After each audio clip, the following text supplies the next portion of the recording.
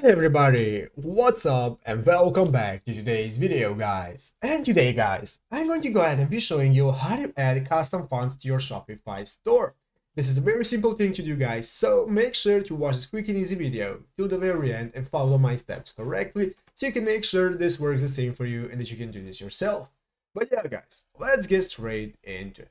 So guys, the first thing you want to do is go ahead and open up the official Shopify.com website right here and log into your Shopify account. And after logging into your account, guys, you'll be greeted by this main page right here where you can see all of the options that you can manage your Shopify store with, such as the home option right here, orders, you can see your products, customers, content, and so on. So guys, let's say that we want to add some custom fonts to our website that we will be able to use when managing our website. So guys, the first thing we have to do is go ahead and click the content page right here at the left side of the screen.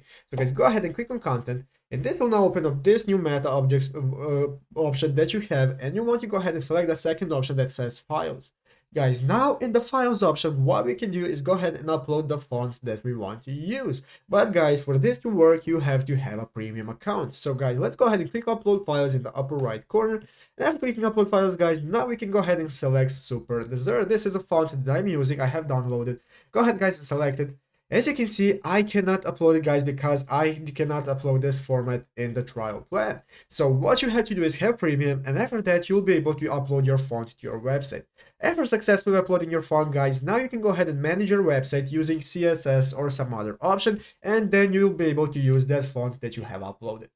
But yeah guys, basically that is it, how do you do it. So I hope this video was helpful. If it was, make sure to leave a like, subscribe to the channel. So guys, thank you for watching, take care, and bye.